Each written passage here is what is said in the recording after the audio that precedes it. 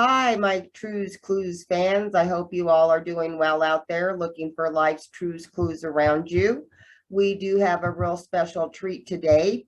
We have a very distinguished social worker with a very long career.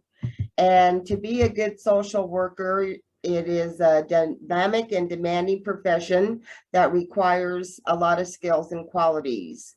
Whether these skills are inanimate or required, success in the field requires social workers to continually develop throughout their career. The best social workers are empathetic, communicative, organized, especially good at critical thinking, and able to actively listen to their what do you call them? Helpers. Um, yes. And social workers are in a position where they can empower clients and communities through advocacy. Advocacy skills enable social workers to represent and argue for their clients and to connect with them with needed resources and opportunities, especially when clients are vulnerable and unable to advocate for themselves. And that is why Nancy is an excellent person to have to interview on this particular subject. Nancy, can you tell us a little bit about your background? Well, I worked in human services for about 33 years in different areas of human services, but just a lot of knowledge of domestic violence and child abuse and things like that. I worked in them, and I used to read the reports. It's very sad, but yeah.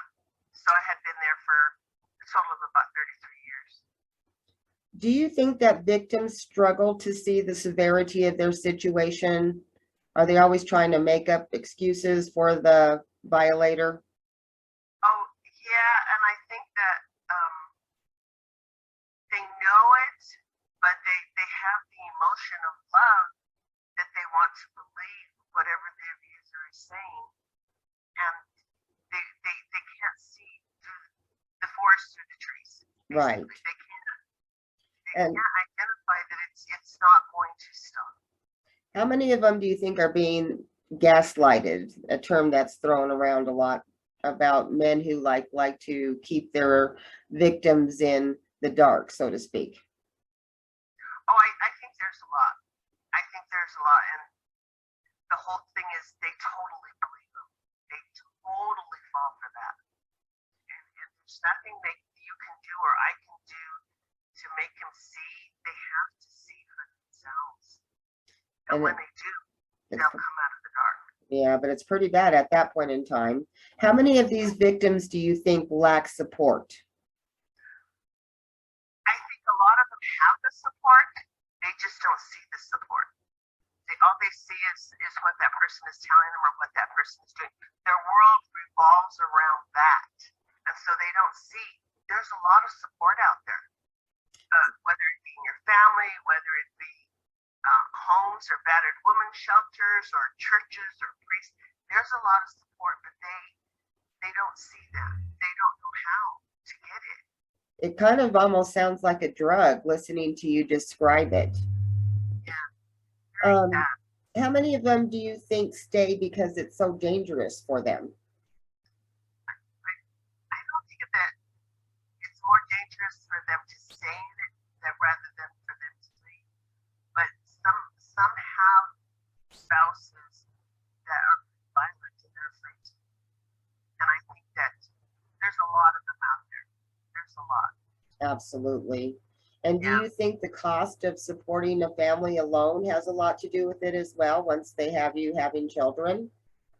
Yeah, I think that has a lot to do with it because they're so used to having a car or furniture or have money to spend, and they know if they leave everything that they need that child for or that they have for their child, they will not have it once they leave. But in the end, it would be better for them. For the child, it's going to be hard in the beginning, but really hard in the beginning. But eventually, they'll get off their feet. If they're determined, they will find a way. I think in what I've seen is a lot of women will accept the abuse on themselves, but seem to change when the abuse turns on their children. which Yeah, a eventually lot. happens. Yeah, a lot. That happens a lot. It's like you can hit me as much as you want. And once that starts on the child, once they turn to the child, they will. Yeah, unfortunately, a lot of abuse has been submitted to the child at that point in time.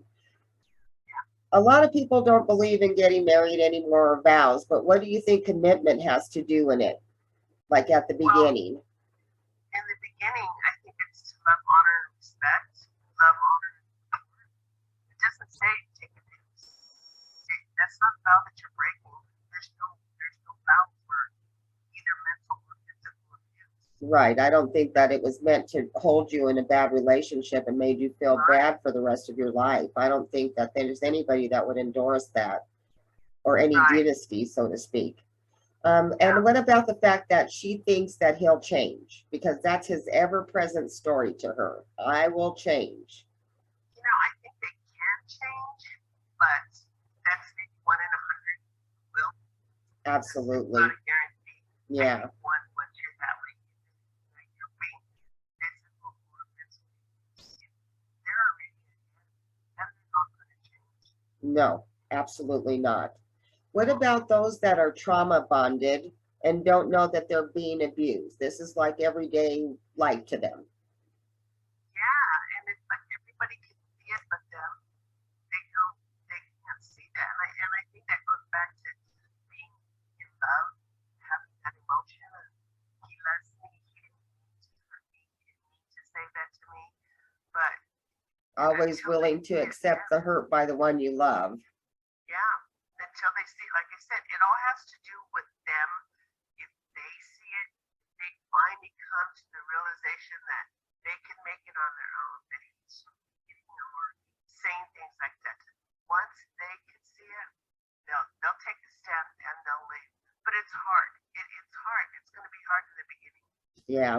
And so for young women who are in the dating world today, what is the best advice that you can give them so they don't end up in a situation with children and an abuser? Well, you know, there's a lot of social internet out there, and I think that if you're going to date somebody, you need to check. You know, there's different ways that you can just kind of do a little bit of investigating and see what people are saying about this person. Totally. There's got to be something out there, whether it be a girlfriend that they dated before, and you know, you can pull up their picture and see what they have to say, unless they're totally wrong. But in most cases, just put their name up there and see if there's anything out there. I always say that too. If there's something suspicious, check it out. Yeah, There's just too much information out there today. and you would find out a lot too if there's something to find out. Absolutely. And that's not with anybody, but I'm just trying to say that figure it out before you get emotionally invested in a person.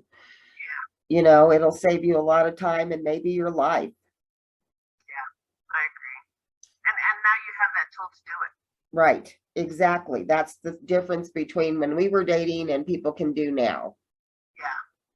Well, thank you for participating in my interview today, Nancy. I found your words extremely powerful, and I know that my listeners are going to appreciate what you have to say. Okay. Next time we can do it again if you have a subject like that. Absolutely. We'll check back in with you in about a month or so. Okay, thanks. Have a good day. Bye-bye now.